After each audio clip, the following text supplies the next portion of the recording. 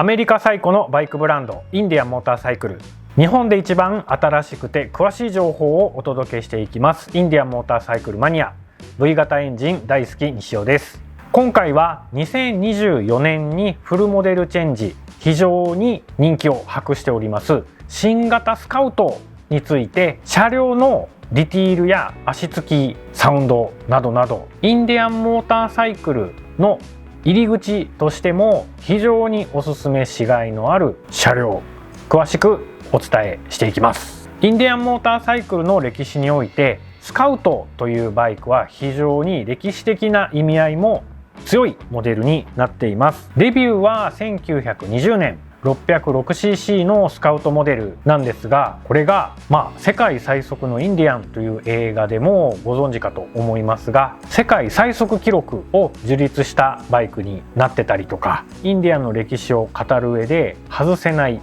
定番モデルになっています。今回ご紹介する新型スカウト、先代モデルは2015年にデビューしました水冷の V 型エンジン 1133cc モデルのスカウトなんですが、そちら旧モデルに関しては詳しく紹介させていただいた動画を概要欄に貼っておりますので、ぜひ見比べてみてください。ではスタイル、デザインともに見どころたくさんの新型スカウト、早速車両をご紹介していきます。では新型スカウト、見どころ満載のフルモデルチェンジ、私西尾的にここを絶対に見てほしいというところ、順番にお話ししていきます。今回こちらの車両はスカウトクラシックのリミテッドというグレードになります。インディアン神戸さんにて撮影協力いただいております。では車両ざっくりね、外観を見ていただくと、これはインディアンやなと、これはインディアンスカウトやなというような、前後のフェンダー、タイヤをガバッと覆い隠しているようなフェンダー、これ特徴的なんですけど、インディアンのスカウト、これ旧モデルも今回のモデルも1920年代の昔のモデルもそうなんですが、前後のフェンダーのシルエットとこのタンク、前フェンダー、タンク、後ろフェンダーのデザインの関連性はね、ずっと一緒なんで、シルエットだけ見てインディアンのスカウトやなって分かってもらえるアイコンみたいな感じかなと思います。特に見てほしいところ、新型スカウトになって一番変わったところ、エンジンもそうなんですけど、フレームワークかなり変わりました。 1133cc の旧スカウトはいわゆるスポーツバイクに採用されるようなアルミのブロックを組み合わせて、エンジンと一緒に車両のフレームという作り方で運動性能を実現するぞと。その代わりコスト結構かかるよということで、あんまり普通の量産型のバイクとか、特にメーカーの中でもスタンダードなモデルには採用しないようなちょっと高コストな車両フレームやったんですけど、今回新型スカウトからはチーフシリーズと同じような感じで、このねフレームワークが見えるような形になってます。これね、特にこの辺寄って見ていただいたら、エアクリーナーの吸い込みのカバーがはまってるんですけど、ここのフレーム、この形ね、このネック部分からのタンクから覗いてるここのフレーム、一見ねすごい無駄なスペースなんですけど、ここのねカクカクっとしたフレームからつながっていく、下に降りていくこのフレームの曲線ね、ここからのこの曲線、スイングアームとつながってなだらかに下がって後ろまで、ここね、個人的押したいのはここね、ここのライン、途中でタンクで隠れてしまうんですけど、見てください、ここのフレームが見えてくるところ、ここの角度とここのフレームがタンクに隠れるよっていうところのこの角度ね、これこことここを見るだけで、ここのフレームがね、こうなだらかな曲線を描いてるのめちゃくちゃ伝わると思うんですけど、これ正直タンクかぶってますから、別にここまっすぐでもいいし、なんやったら2000でもええやんと普通のバイクメーカーやったらやっちゃうと思うんですけど、特にこことかね、わざわざこのフレームが顔を出してくるようにタンク成形してますから、ここだけ見てもこだわりすごい。ここからこう曲線でこうつながっていって、またここ下がっていくんですけど、ここがねサスペンション、こう三角形の辺にこう落ちてきてサスペンションなんですけど、サスペンションもこう来てて、ここちょっと角度ついてこう下に下がってるんですけど、これもねめっちゃこだわりやなと思ってて、何も考えんとデザインしたらここがこう降りてくる角度そのままサスペンションつけた方が綺麗やんと思うんですけど、サスペンション取り付け位置でここからここ終点のね曲線をイメージさせるんですよね。すごくないですか？こっから始まってこうなだらかに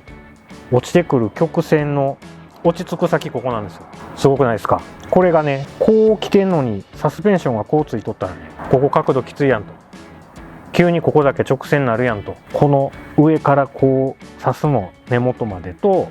このエンジンの下側を通ってくるラインのイメージのさせ方すごいです。これねまた別の動画で説明はさせてもらってるんですけど、世界的にも有名なバイクデザイナーさんが今インディアンのデザイン部門のチーフをやってるんで、その人がバイクってシンプルであるべきやと、あとは人の手で作られるものであるべきやと、結構そういうポリシーが強くって、1個前のスカウトはアルミのブロックでできてるんで、人の手で作るというよりはもう形が作られるっていう考え方なんですけど、今回ねアルミとスチールを部分使い分けて1台のフレームに起こしてる理由が、タンクを外してエンジンのかしてバイクのフレームだけ見た時もかっこよくないとあかんぞと、どうかしてますよ。なかなかねそこにこだわってデザインをするのもすごいし、それをじゃあ商品に落とし込んでしまうっていうインディアンもほんまにちょっとね本気を感じます。このフレームワーク最高です。もうねフレームの話だけでだいぶ喋ってしまったんですけど、あとはエンジンパワープラスという水冷のエンジンになってます。これ 1250cc に排気量がアップしたんですけども、先代モデルの水冷のエンジンと同じように、つるっとした形にはなりながら、インディアンのね空冷のエンジンにも共通する曲線美からのインディアンのロゴね、これデカールとかじゃなくて造形になってます。ここもねコストかかってます。先代モデルのスカウトよりもメンテナンス性をよりアップさせたぞということで、プラグへのアクセスとかね、これメンテナンス的な話なんですけど、その辺もきっちりやりやすくブラッシュアップされてますと。これもねデザイナーの、オラ・ステネガルドさんという人がいるんですけど、その人がもともとカスタム大好きマンやったんで、バイクって自分で触れんなあかんやろと、いろんなパーツがどこについてるかすぐ分かるようにせなあかんやろというポリシーもあるっちゅうことで、本当にね新しいこれからのインディアン象徴していくモデルになるんちゃうかなと。このフレームワークとエンジンで、このタンクもここの R はね旧スカウトとよう似てあるんですけど、ここのね曲線ね、これほんまに何回も言いますけどフレームの曲線をイメージさせるようにうまいことできてます。これぜひお近くのディーラーさんで見てください。ここね、あとはアメ車独特の V 型エンジンからのこのタンクと 2-in-1 のマフラーのこのみっちり感、ここがギュギュッとなってるところもねめちゃかっこいい。あとこれサイドカバーに見せかけてフレームなんで、これフレームです。これもコストかかってますよ。普通じゃない。褒めてます。普通じゃない。ここで車両の外観以外でももう見どころいっぱいなんですけども、もう一箇所のねフレームで見てほしいとこあるんでいいですか。ここね、これ水冷のエンジンなんでラジエーターなんですけど、ラジエーターを囲うようにこのね両サイドにパイプのフレームがこう左右に囲ってるんですけど、ここがねかっこよくないですか。これめっちゃかっこいいんですよね。なかなかこうバイクのフレームで見せるバイクって最近あんまないと思うんです。パーッと目に入るところでかっこよさをフィーチャーしているようなバイクか、あとはいろんなところがプラスチックとか樹脂製のパーツで覆われてバイクの骨格がよく分からへんバイク、そんなんが多い。言い方を悪くすればちょっとチープな大量生産されているようなバイクが多い中、わざわざやると思って、これわざわざやるんやと見せるフレームかっこいいです。ここのね曲線のかけ方もね、何も考えへん方はまっすぐでいいんですけど、ここの曲線の整合性持たせるこの角度ねめちゃくちゃいいです。私一押しポイントフレームワーク、ぜひねお近くのディーラーさんで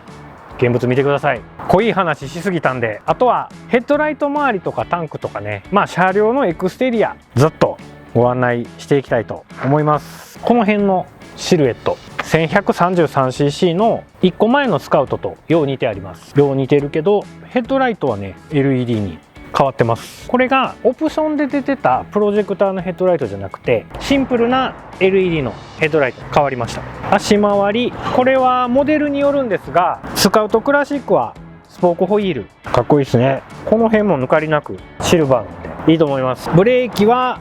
シングルディスクで4ポットのキャリパー、この車体でこの車格であれば問題ない製造性担保しつつのフォワードコントロールなんですけど、今回新型スカウトはオプションでミッドコントロールキットも出てます。なので全モデル共通でオプション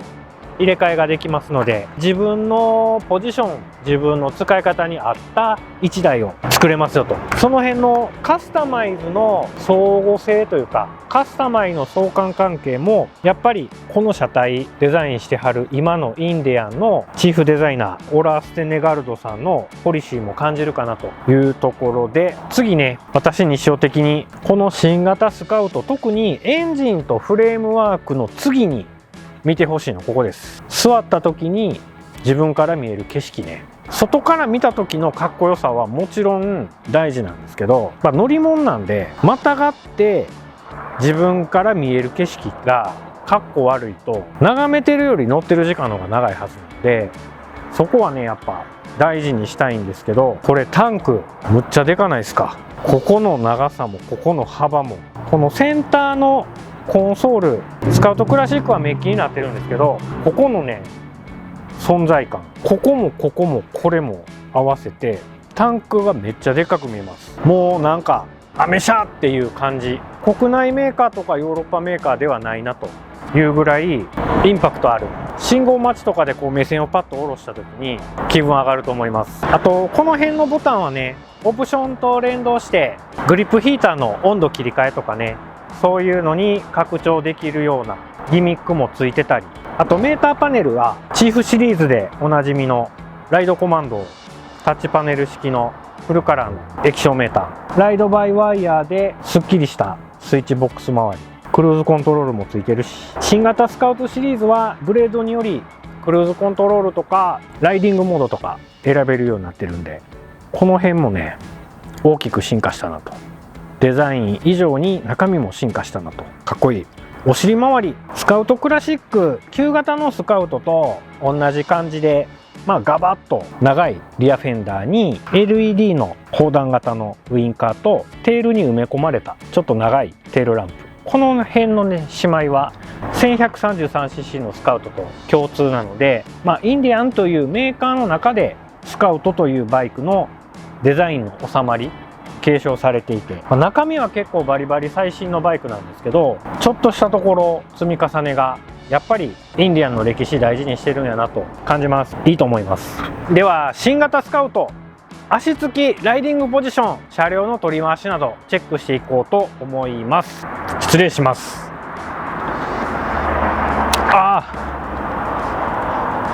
軽い。これは軽いな。旧スカウトよりもまだ軽い。これは軽いな。勢い余ると右側に車両が行ってしまうぐらい軽いです。これはいい。第一印象めちゃいいです。私身長165センチなんですけど、今もう両足ベタベタで何ら不安なく車両保持してます。ハンドル位置こんな感じ。ちょっと幅広で、でも手前に来てるんですごいゆったり乗れるイメージが湧きます。背筋も割と伸び気味で、もうシートのお尻のこの持たせ方も非常にいい。足乗せるとこんな感じ。フォワードコントロールなんでちょっと前かなと思うんですけど、膝これまだ余裕あるのでシフト操作もブレーキ操作もね全然いけます。165センチ全然いけます。この操作がちょっと遠いとかシンプルに足疲れそうやということであれば、ミッドコントロールキットつけると足この辺に来るので、この辺まずね車両ちょっとまたがってもらって自分に合うカスタマイズの提案ぜひねお近くのディーラーさんで聞いてみてください。めっちゃ軽いな。めっちゃ軽い。これシート高660なんでレベルの250より低いです。シートも低いし車重も250キロぐらいなんですけど、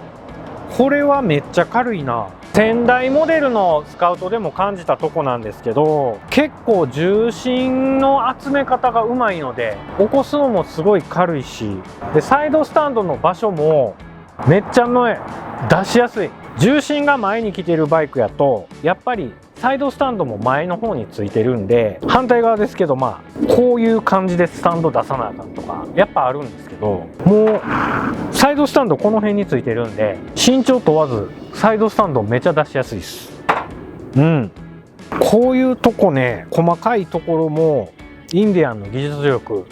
すごい感じていいなと思います。これはもうぜひね、新型スカウトお近くのディーラーさんでぜひ一回またがってみてください。右側にこかさへんようにだけ気をつけてください。本当にめっちゃいいと思います。気になる新型スカウトのサウンドチェックやっていきたいんですけども、この子は新車でエンジンがかからんちゅうことで兄弟モデルの101スカウト、新型スカウトシリーズの中でも一番走りにフォーカスして足回りとか、あとエンジンの出力とかね、その辺をスポーツにバッと振ってるモデルなんですけど、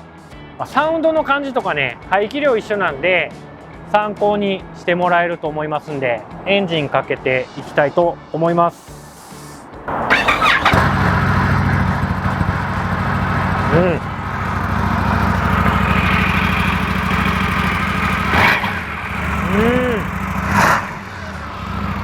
荒々しい。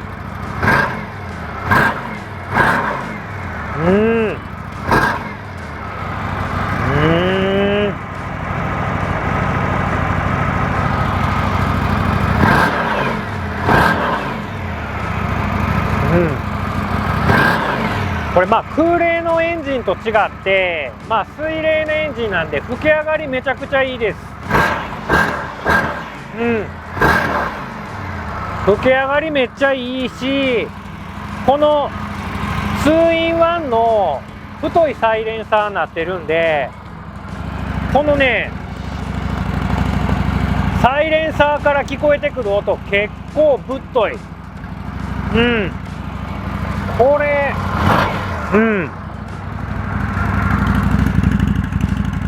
これめっちゃええ音してます。すごいのぶとい音。先代モデルのスカウトでも僕好きなとこやったんですけど、マフラーから出てるエキゾーストの音とこのエンジンの駆動するメカノイズ、ここのねサウンドの混ざり方がねめっちゃかっこいい。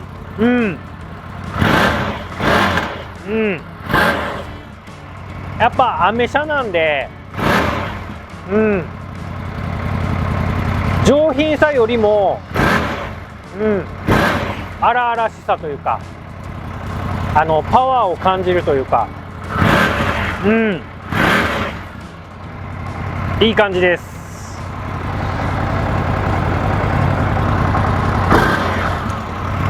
ちなみにライディングモードがついているスカウトシリーズはレインとスタンダードとスポーツと3モード切り替えができるんですけど、これ今レインモード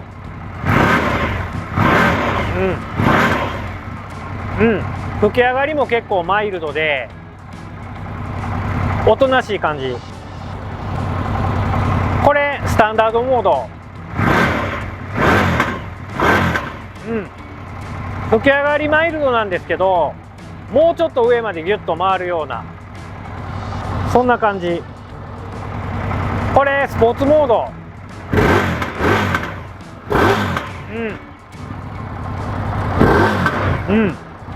これね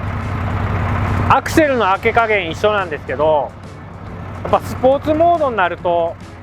もっと吹き上がりよくてもっとアグレッシブなサウンドも出ますので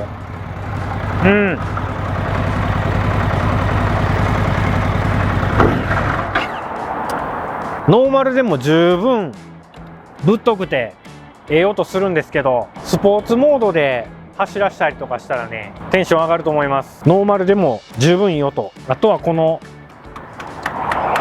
ぶっといサイレンサーから出るのぶとい音ね、これはかっこいいと思います。ぜひディーラーさんでエンジン音聞かせてもらってください。いいと思います。新型スカウトシリーズでこのタッチパネル式のライドコマンドメーターがついているモデル、こんな感じで、チーフ系と同じで丸いメーターの中にいろんな情報が表示されるようになっておるんですけども、はい、スマートキーのモデル、物理キーのモデルいろいろあるんですけども、それもね全部オプションで選べるようになってますので、ちなみに101はスマートキーです。じゃあエンジンかけていきます。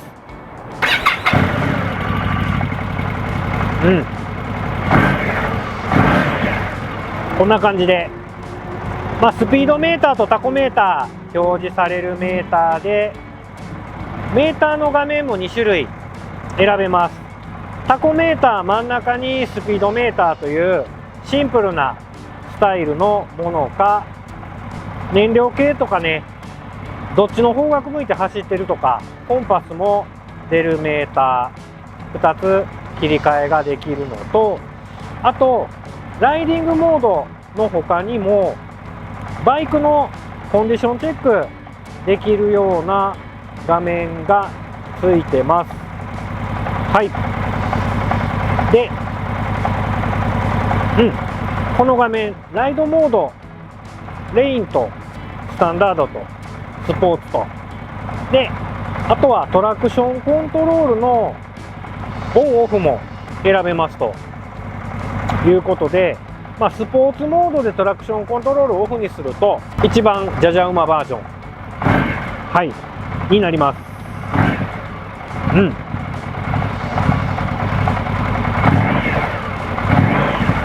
これレインモード、これスポーツモード、